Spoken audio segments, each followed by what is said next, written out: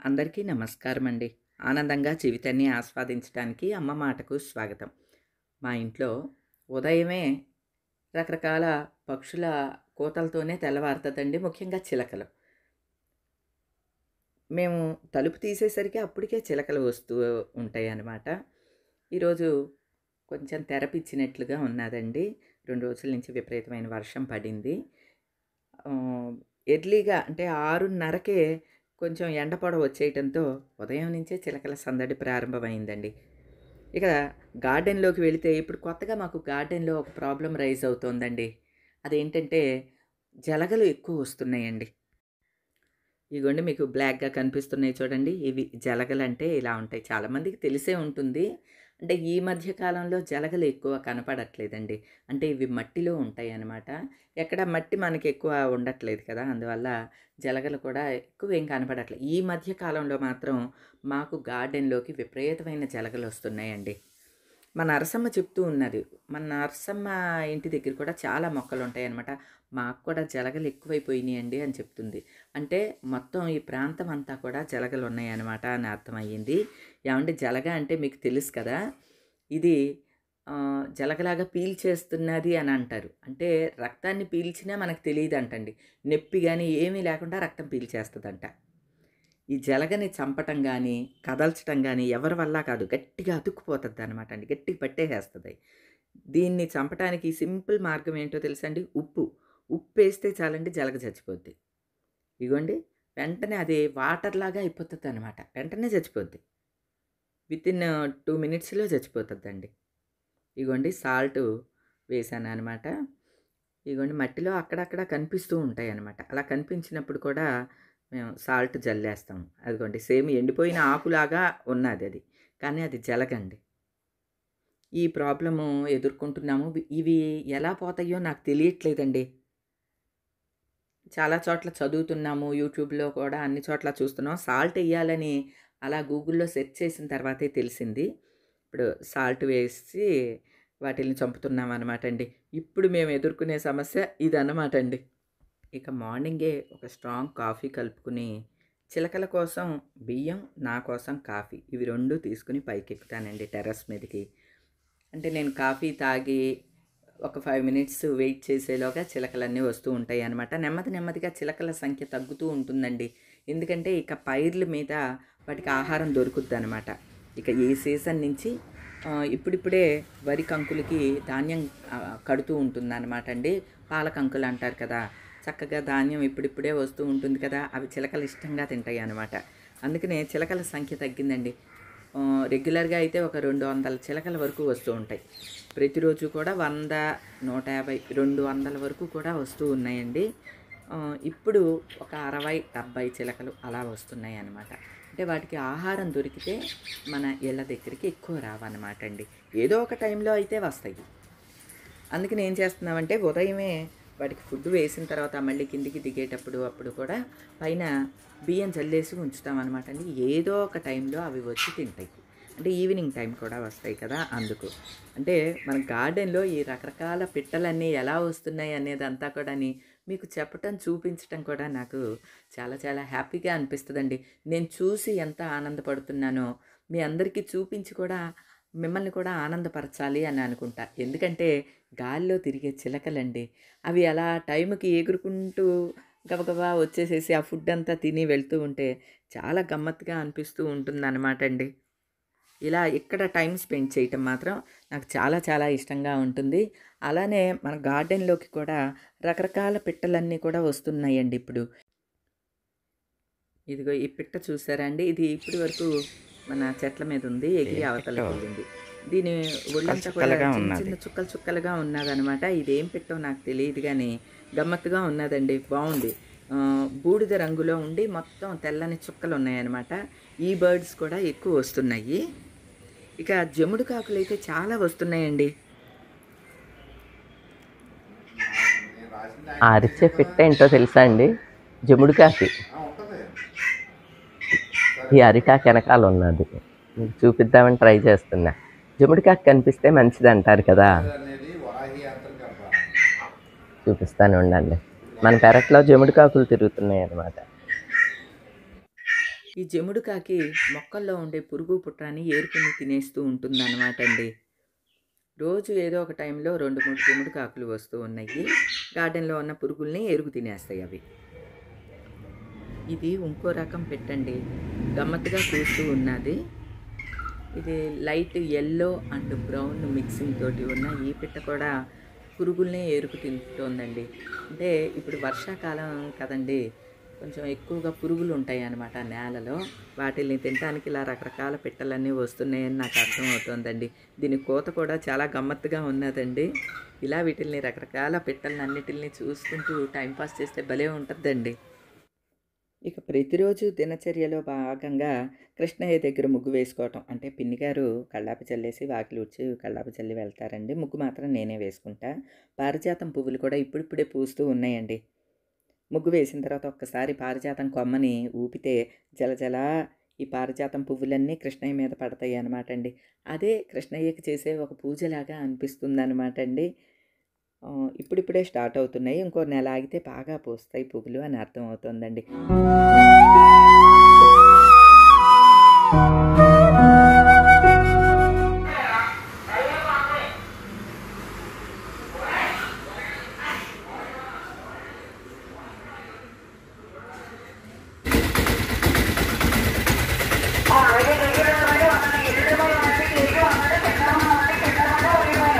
మాకు ఇళ్ళ వెంట అన్నీ వచ్చేసేస్తాయండి.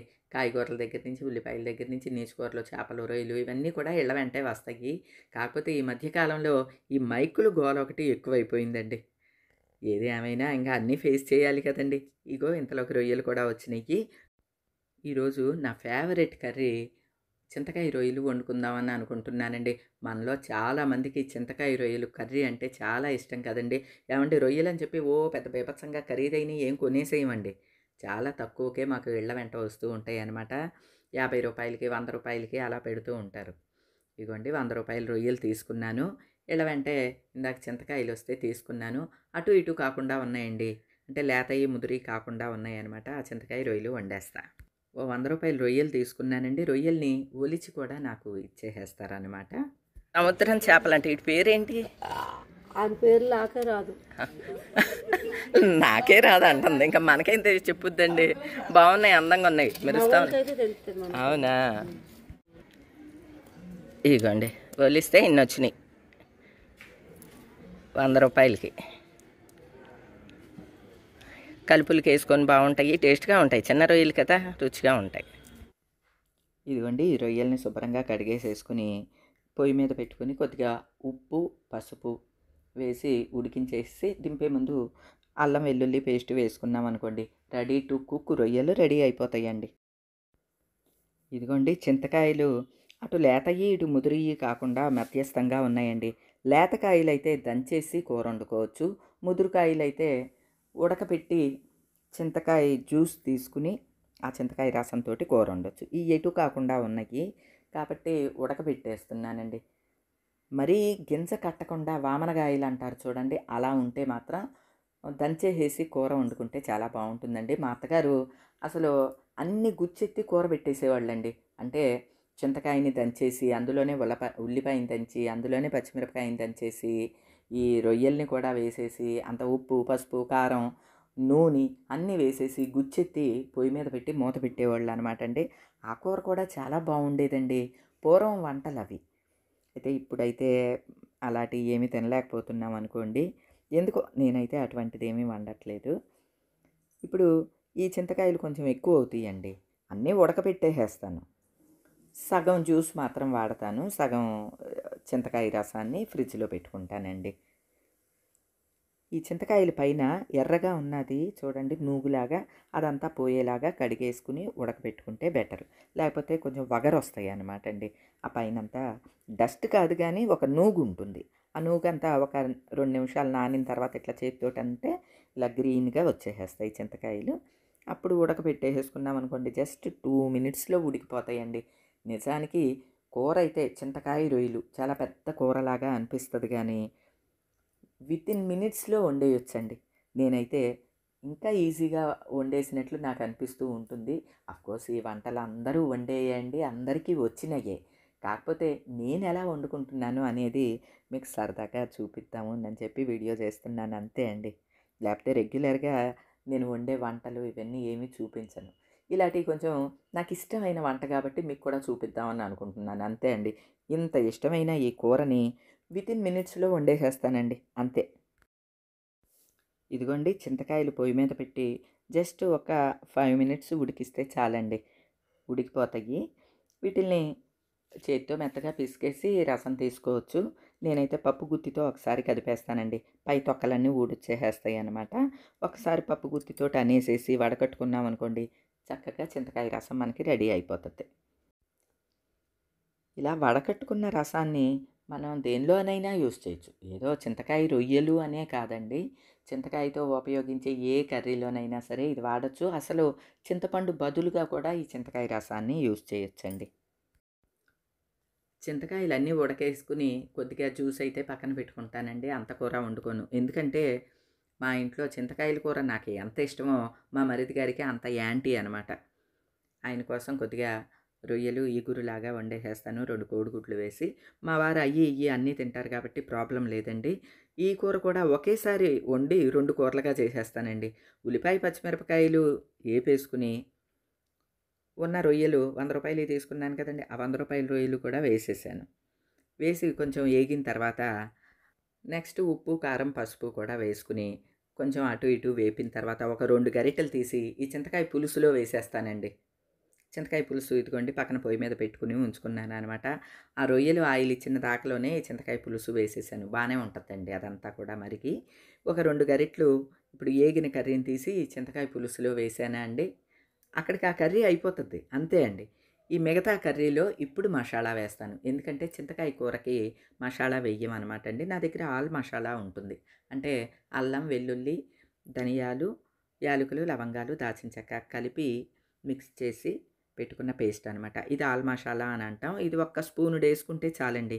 ఈ రొయ్యలు ఈగుర్లు, చికెన్ కానీ మటన్ కానీ ఈగురు కూరలన్నిటికీ ఈ మసాలా బాగుంటుంది. ఇదిగోండి రిమైనింగ్ కర్రీ ఉన్నది కదా, దానిలో ఒక స్పూనుడు ఆల్ మసాలా వేసి ఏపేసి కొద్దిగా నీళ్ళు వేసాను. ఇక అందులో కూడాని పచ్చి కరివేపాకు, కొత్తిమీర కొంచెం కొంచెం వేసేసుకుంటే అంతే అండి. 2 మూత పెట్టేసి సిమ్లో పెట్టేసుకుంటే బ్రహ్మాండంగా కూర అయిపోతుంది. నాకు ఈ చింతకాయ పులుసు ఇంకా మిగిలిందనమాట అండి. ఇలాగ ఒక ప్లాస్టిక్ డబ్బాలో వేసి మూత పెట్టేసి ఉంచుకున్నాను. ఫ్రిడ్జ్లో పెట్టుకుంటే ఉంటుందండి. అంటే ఇదంతా ఎక్కువైపోతుంది కదా మొత్తం వేస్తే, అలా అని కొన్ని చింతకాయల నుంచినే ఎండిపోతాయి అన్నమాట. అందుకని ఈ విధంగా స్టోర్ చేసుకున్నాను. నిజానికి ఈ 2 కూరలు కూడా ఒక 10-15 నిమిషాల్లో అయిపోయిందండి. వంట ఫినిష్ అయిపోయింది. పైగా 2 కూరలు. నాకు ఎక్కువ టైము వంటింట్లో స్పెండ్ చేయటం అంత ఇష్టం ఉండదు. కాబట్టి సులువుగా ఎలా వండాలి అనేది అలా వండేస్తూ ఉంటానండి. ఇదిగోండి మరిది గారి కోసం రొయ్యలు ఎగురు, అందులో ఒక 2 కోడిగుడ్లు కూడా వేసేస్తాను. మాకేమో చింతకాయ రొయ్యలు. చింతకాయల్లో కోడిగుడ్లు కలపమన్నమాట అండి. ఎందుకంటే చింతకాయ వాతం, రొయ్యలు వాతం, కోడిగుడ్లు కూడా వాతమేనండి. అందుకనే అన్నీ మిక్స్ చేయకూడదు. చింతకాయని కోడిగుడ్డుని కలపడం సాధారణంగా. మరిది గారి కోసం ఆ రొయ్యలి గుడ్లు, ఆ 2 గుడ్లు ఆయనకి వేశాను అనమాట అండి. ఇవన్నీ రెగ్యులర్గా అందరూ చేసుకునే వంటలే అండి. కానీ క్విక్గా ఎలా చేసుకుంటాను అనేది సరదాగా మీతో షేర్ చేసుకున్నాను. ఈ రోజుకైతే ఇదేనండి. మరో మంచి వీడియోతోటి మళ్ళీ కలుస్తాను. అప్పటి వరకు ఉంటానండి.